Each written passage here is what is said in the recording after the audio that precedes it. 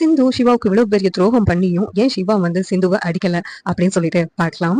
சிவாவுக்கு ஐஸ்வர்யா தான் சிந்து கிட்ட டிவோர்ஸ் பேப்பர்ல சைன் வாங்கினது அப்படின்னு சொல்லி தெரிய வருது. இதை சிந்துவும் பாக்குறாங்க. ஆனா சிந்து அந்த இடத்த விட்டு கிளம்பி போயிடுறாங்க. சிவா இருந்துட்டு கோவத்தோட ஐஸ்வர்யா கூட்டு போயிட்டு அவங்க அம்மா முன்னாடி பாட்டிட்டு, அம்மா எதுக்காக ஐஸ்வர்யா கிட்ட சொல்லி சிந்து கிட்ட ஏமாத்தி டிவோர்ஸ் பேப்பர்ல சைன் வாங்கினீங்க அப்படின்னு சொல்லி கேட்கறாங்க. உடனே நான் பண்ணலையே அப்படின்னு சொல்றாங்க. ஐஸ்வர்யா ஒரு அறைய போறாங்க. ஐஸ்வர்யா அம்மா சொல்லி தான் நான் பண்ணேன்னு சொல்லினோடனே, எதுக்காக இப்படி பண்ணீங்க, யார் சொல்லி இப்படி பண்ணீங்க அப்படின்னு சொல்லிட்டு சிவாவோட அம்மா கிட்ட சொல்லிக்கிட்டு இருக்கு. அவ உனக்கு பணிவிட பண்றதெல்லாம் எனக்கு பிடிக்கவே இல்லை, அதனாலதான் நான் இப்படி செஞ்சேன் அப்படின்னு சொல்லி மகா சொன்னதும், நீங்களாம் பொண்ணுங்களா இந்த காரியம் பண்ணி வச்சிருக்கீங்க. இங்க பாருங்க, அவளுக்கு எந்த சமயத்துல என்ன தண்டனை கொடுக்கணும்னு எனக்கு தெரியும். நீங்க செஞ்ச காரியத்தினால சிந்து எவ்வளவு அவமானப்பட்டிருக்கான்னு பாத்தீங்கல்ல அப்படின்னு சொல்லிட்டு சிவா திட்டுறாங்க.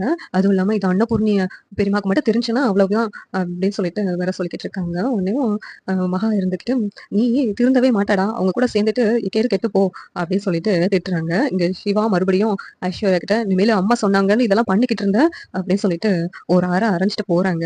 இதுக்கு அவளுக்காக உன் கூட பிறந்தவளே எதுக்கு அடிக்கிற அப்படின்னு சொல்லி கேட்கும்போது, அவ பண்ணது பெரிய தப்பு, அதை இப்ப சொல்லணும்னா அவளுக்கு புரியவே புரியாது, அதனாலதான் அப்படின்னு சொல்லிட்டு சிவா அந்த இடத்துல கிளம்பி போறாங்க. இதெல்லாம் சிந்து பாத்துட்டு இருக்காங்க. உடனே மகா இருந்துட்டு, சிந்து அப்படி மாத்தி வச்சிருக்கா சிவாவை, அவளுக்காக கூட பிறந்தவளே அடிச்சுட்டு போறான் பாரு.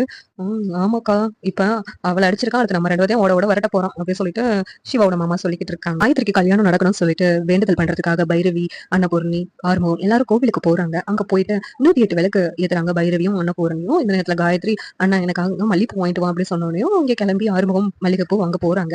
அந்த நேரத்துல டிஎஸ்பி சஞ்சய் வேற அந்த கோவில்ல ஏதோ தீமிதி திருவிழா இருக்கிறதுனால அதுக்கு பந்தோபஸ்து வேணும்னு சொல்லிட்டு அங்க இடத்த எப்படி இருக்குன்னு சொல்லி சுத்தி பாக்குறதுக்காக அந்த கோவிலுக்கு வந்திருக்காங்க. ஆறுமுகம் பைரவிக்கும் சேர்த்து பூ வாங்கிட்டு வந்துட்டு பைரவி கிட்ட, இந்த பைரவி அப்படின்னு சொல்லி கொடுக்குறாங்க. ஆனா பைரவி கையெல்லாம் என்னையா இருக்கு, நான் அப்புறம் வச்சுக்கிறேன் அப்படின்னு சொல்லிட்டு அவாய்ட் பண்றாங்க. இந்த நேரத்துல அன்னபூர்ணி இருந்துக்கிட்டு, அவ கையில தான் என்ன இருக்கலடா, நீயே வச்சு விடு அப்படின்னு சொன்னோனையும் பைரவிக்கு ஒரே ஷாக்கு, நம்மளே அவாய்ட் பண்றோம், இதுல அவங்க பூவை வாங்கி வச்சு விட சொல்றாங்களே அப்படின்னு சொல்லிட்டு ஆறுமுகம் அந்த பூவை பைரவிக்கு வச்சு விடுறாங்க. உடனே அன்னபூர்ணிக்கு ரொம்ப சந்தோஷமா இருக்கு. ஆறுமுகம் கையால பைரவிக்கு பூ வச்சு விடுறத பார்த்துட்டு, சரி கையில என்னையா இருக்குது, நான் போய் கழுவிட்டு வந்துடுறேன், பைரவி அந்த இடத்த விட்டு கிளம்பி போறாங்க.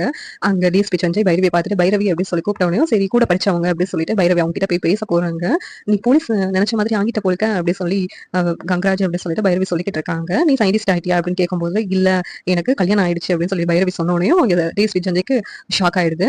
ஏன்னா ஒன்னதான் இங்க தேடி வந்தேன், ஆனா இங்க நீ கல்யாணம் பண்ணிட்டு இருக்கியே, உங்ககிட்ட எப்படி நான் ப்ரப்போஸ் பண்ணுவேன் அப்படின்னு சொல்லிட்டு சஞ்சய் வந்து யோசிச்சுக்கிட்டு இருக்காங்க. இங்க பைரவியை காணும் சொல்லிட்டு கால் பண்றாங்க சாமி கும்பிடுறதுக்கு. சாமி கும்பிட்டவனையும் திருநீர் வச்சு விட சொல்றாங்க ஆறுமுகம். அவனை பைரவி வேண்டாம் வெறுப்பா திருநீர் வச்சு விடுறாங்க. அதெல்லாம் பார்க்கும்போது ரொம்ப அழகான மொமெண்டா இருக்கு. சிந்து பேர் வர்ற சீனோட ஆறுமுகம் பைரவி பேர் வர்ற சீன்ஸ் எல்லாம் கொஞ்சம் பாக்குறதுக்கு ரசிக்கிற மாதிரி இருக்கு. ஏன்னா அவங்க 2 பேரும் போட்டுக்கிற கியூட்டான சண்டையா இருக்கட்டும், எல்லாமே பாக்குறதுக்கு ரொம்ப ரசனையா இருக்கு.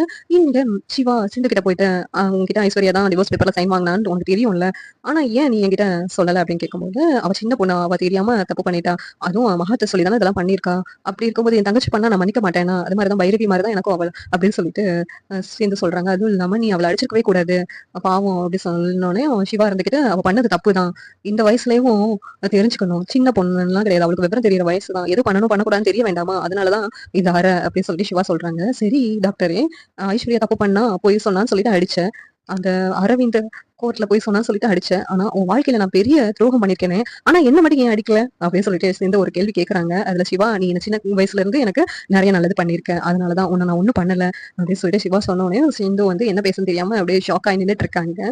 இருந்தாலும் சிவா வந்து சிந்துவை எதுவும் பண்ணவே இல்லை, இது வரைக்கும் சிந்துவை எந்த தண்டனையும் கொடுக்கவே இல்லை.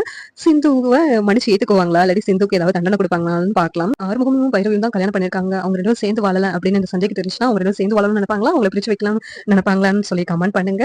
நாளைக்கான எபிசோட் எப்படி இருக்குன்னு சொல்லிட்டு நாளைக்கு பார்க்கலாம்.